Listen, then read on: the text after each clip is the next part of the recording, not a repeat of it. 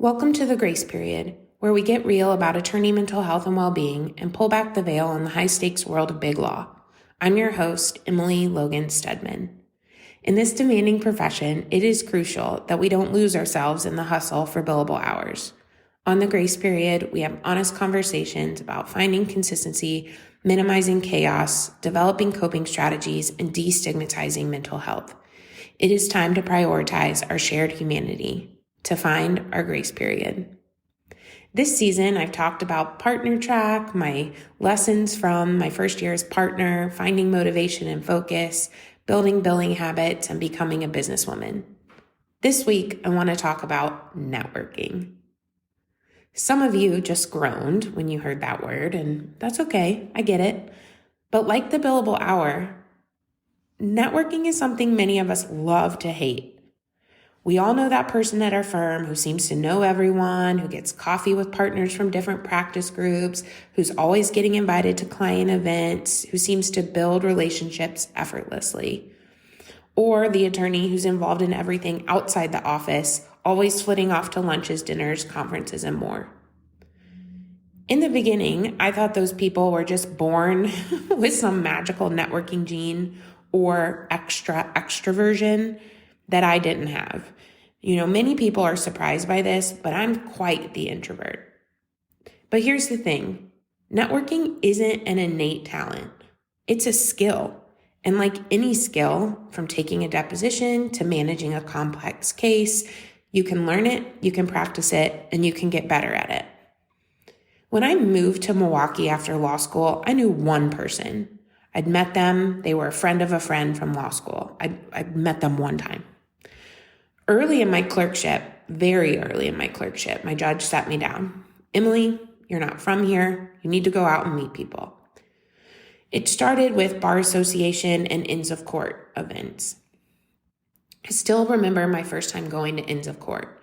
That's a who's who gathering of Milwaukee judges and litigators, both criminal and civil, who come together every month for CLEs and socializing. One week, my judge couldn't attend, so I went as her substitute. I remember walking into that room, seeing those big wigs, and thinking, what the hell am I doing here? I grabbed a beer, I headed to the back corner of the room, and I watched. I don't think I really talked to anyone. There was really no way I would ever go up to that group of lawyers, law clerks, that federal judge, and just dive in. Like, no way, no how. 9 years later, not 9 years, I've been practicing 9 years. I've been out of law school almost 12. So 12 years later, I have no problem. I often circle a room, hopping from one person I know to the next until I'm ready to leave for the night or sit down and have my meal. That shift is possible for you too. Let's talk about internal networking first. You must network within your firm. When I joined my first firm and when I lateraled to Hush Blackwell, where I am now, I had one rule: go to every event. I needed to get to know people. This can be exhausting. It's 100% a time commitment, but ask yourself, what do I want from my firm? What do I want from and for my career? Firms want you to be a good firm citizen. The only way to make that happen is to get to know people, to see and be seen.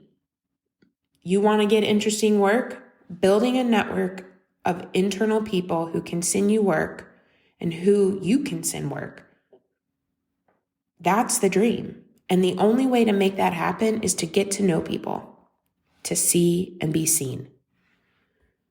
You'll notice that at every firm, in every organization, it's the same subset of people who attend the events, who serve on committees, and more.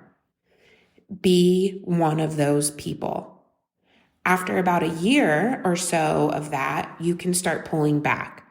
At that point, you can evaluate what events serve and don't serve you, what committees interest and don't interest you, and start focusing on the things that align with your goals and interests. And honestly, you should evaluate that regularly, yearly at a minimum. As you grow in your career, you'll need to graduate to different opportunities. As you grow in your firm, you'll gain opportunities to network with colleagues firm-wide. Avoid the temptation to stick with your office mates at those events. Learn to work a room using your friends, the people you know, as a home base. Here's what that looks like for me. In 2023, our firm hosted a firm-wide retreat. We had just passed over 1,000 attorneys, and walking into that conference room, seeing seats and tables for all of us, it was quite overwhelming. At the sit-down meetings and events, I stuck with people I knew, my safety net and home base, often my friends and colleagues from Milwaukee. At smaller events and during mingling times, I did laps. I walked the room, dropping in to say hello to people who don't work with me in Milwaukee, who I only ever see digitally through a Teams call.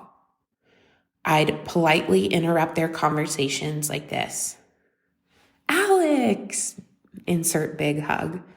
I'm so sorry to interrupt, but I wanted to make sure I said hello to you in case I don't see you again during this retreat. We'd have small talk for a few moments, and then I'd say, okay, I need to keep making my rounds and make sure I see Sarah as well. So I'm so glad I got to see you, even if briefly. Let's chat soon. Then I'd move on. Another tip is to be welcoming. At one point or another, we've all been that person hovering outside a group of socializers who seem to know one another, or standing alone in the back corner or on a far wall. If you see people doing that, bring them into the mix. It's the golden rule. You were grateful when people did that for you, so pass it on. If you're really gutsy, here's a real power move that I enjoy. At most events, people gather near the food and drinks, leaving tables on the other side of the room wide open. When I see this happening, I'll grab a drink or snack and plant myself at one of those far empty tables. This plays two roles. First, it gives me some alone time as I wait for people to come to me.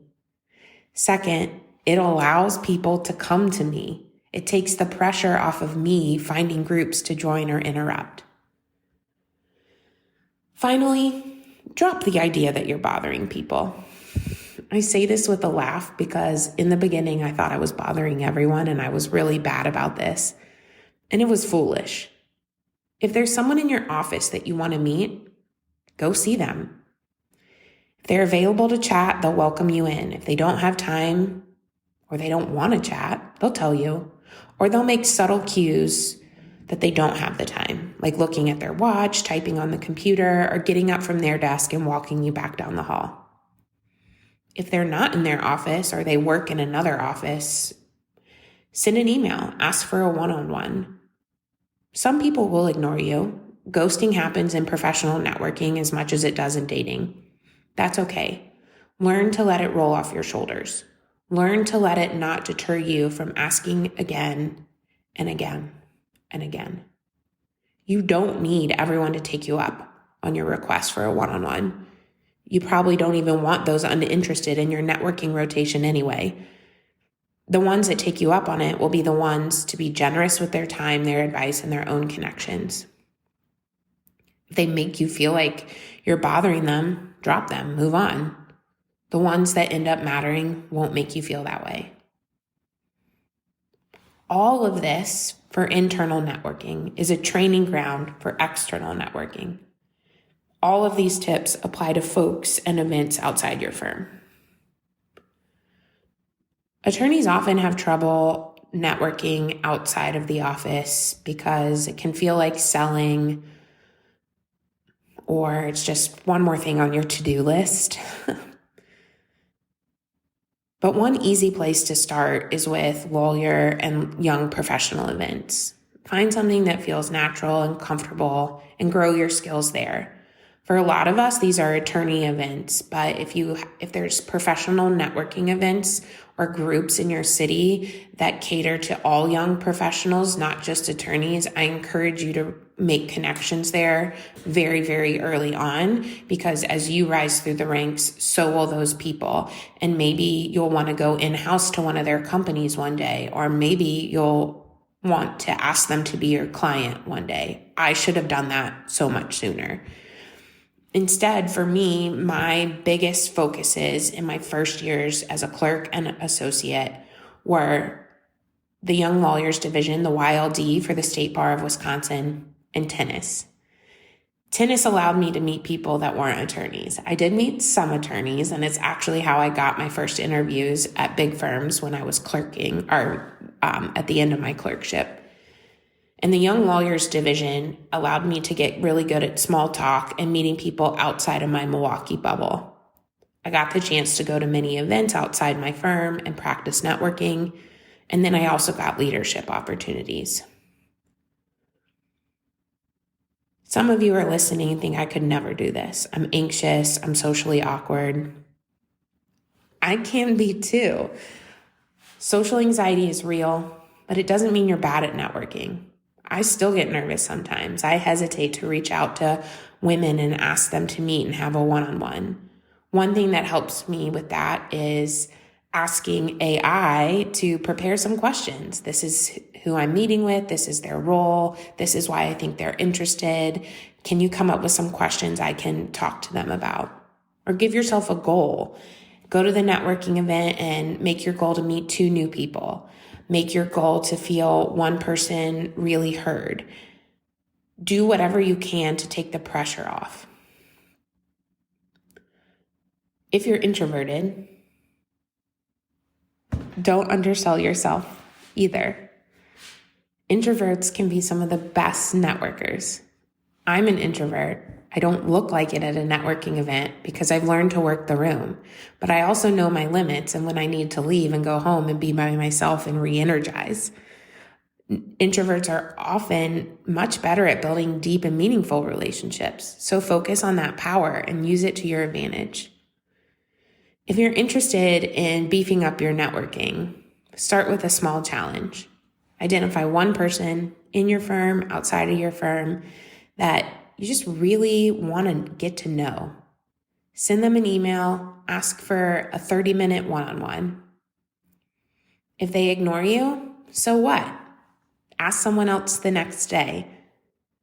Every great attorney I know got there because of their network. Not because they were schmoozing, but because they built genuine relationships over time, because they were intentional with their time and how they used it. So build those connections one at a time and see where it takes you. Thank you for joining me on this episode of The Grace Period. I hope this discussion has provided some insights on networking, both internal and external. Next week, we'll talk about building a professional brand. Remember, you don't have to sacrifice your well-being for career success. By prioritizing self-care, setting boundaries, and seeking support, you can survive and even thrive in the law and in big law. Until next time, take care of yourselves and each other. That is the path to our grace period. Disclaimer: this podcast is for informational and entertainment purposes only. It does not constitute professional advice of any kind, including legal advice. No attorney-client relationship is created by listening to this podcast.